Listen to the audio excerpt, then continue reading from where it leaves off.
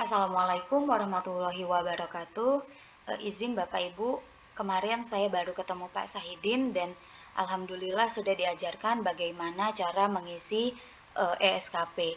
Jadi kita buka websitenya yaitu skp.sdm.kemdikbud.go.id, kemudian akan muncul tampilan seperti ini. Kita bisa isi username dan juga passwordnya sesuai dengan login dari Dikbud HR. Setelah kita isi, maka kita akan login. Berikut tampilan dari halaman awal atau beranda ESKP Bapak Ibu sekalian. Kalau saya tidak salah ketika baru login, maka periode ini itu adalah periode di tahun 2025.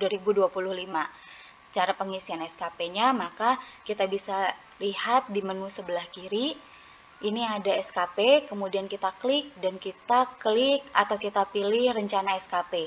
Jadi berdasarkan informasi dari Pak Sahidin bahwa seharusnya rencana SKP itu diisi di awal tahun, sehingga untuk SKP tahun 2024 seharusnya rencana SKP itu diisi di awal Januari 2024. Tetapi karena ini mungkin sistemnya baru gitu ya, jadi kita isi untuk rencana SKP 2024 itu di tahun atau di awal 2025. Seingat saya di tampilan awal untuk rencana SKP itu untuk tahunnya adalah tahun 2025, maka Bapak Ibu bisa pilih untuk di tahun 2024, periodenya itu bisa diperhatikan yaitu 1 Januari 2024 sampai 31 Desember 2024. Kemudian kita pilih set.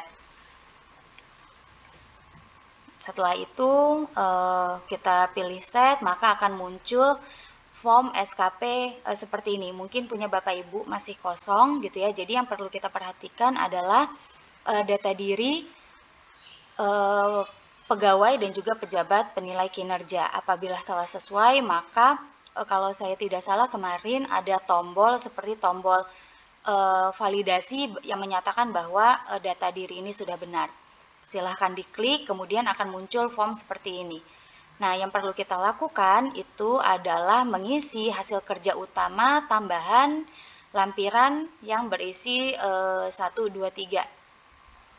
Selanjutnya untuk mengisi SKP, maka di sini ada utama, maka kalau di tampilan Bapak Ibu hanya ada tombol plus dan juga tombol checklist. Yang kita pilih adalah tombol checklist ini. Nah, di sini ada peran yaitu anggota tim wakil dekan bidang akademik dan kerjasama. Jadi di sini masih ada atau hanya ada anggota tim dari WD1 gitu ya. Jadi bisa kita isi dulu hasil kerjanya. Yang di bawah WD1 adalah misalnya mengajar.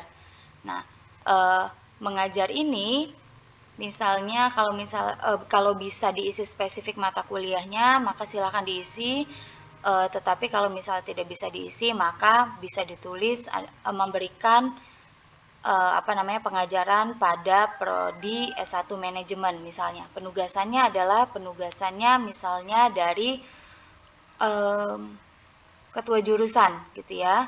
Kemudian indikatornya silahkan ditulis misalnya terlaksananya perkuliahan sebanyak 16 kali pertemuan. Kemudian adanya laporan perkuliahan yang tercatat pada sistem Siakaddu. Kemudian kita bisa klik simpan, maka akan muncul seperti ini Bapak Ibu. Jadi di sini akan muncul kinerja atau kegiatan kita selama 1 tahun. Jadi bisa kita isi. Kemudian untuk tambahan, ini untuk tambahan seperti misalnya contoh sama caranya adalah kita mengklik tombol to do checklist, kemudian bisa kita isi. Kita bisa isi tambahannya. Kalau contohnya itu adalah misalnya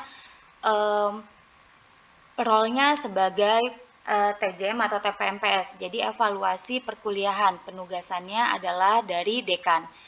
Jadi misal saya klik di sini, perannya ini sementara ini tidak bisa kita pilih ya, karena hanya ada anggota tim wakil dekan. Kemudian hasil kerjanya tadi misalnya evaluasi perkuliahan, penugasannya dari dekan. Jadi kalau misal di TJM itu SK-nya adalah SK dekan, maka penugasannya adalah dari dekan. Indikatornya apa? Kalau terkait dengan evaluasi perkuliahan, misalnya adanya laporan hasil AMI pembelajaran misalnya. Kemudian bisa kita klik simpan. Nah, bisa kita klik simpan, maka akan muncul seperti ini.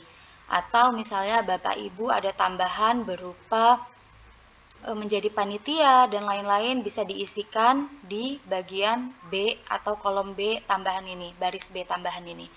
Nah, di bawahnya yang selanjutnya harus kita isi itu adalah lampiran SKP. Di lampiran SKP ini bisa dilihat jika di Excel itu ada sheet yang namanya lampiran SKP, dan di dalamnya ada berisi dukungan sumber daya, skema pertanggungjawaban, dan juga konsekuensi.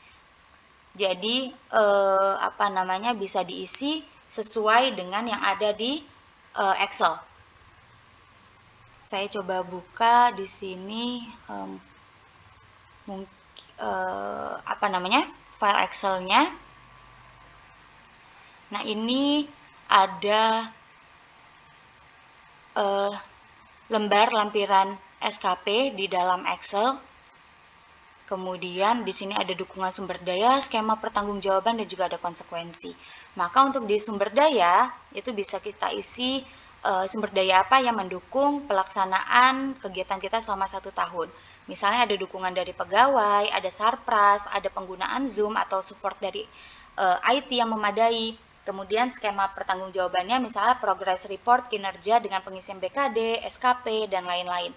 Kemudian konsekuensinya misalnya apabila tidak terlaksananya rencana SKP tersebut, maka misalnya tidak terpenuhinya BKD dan lain-lain.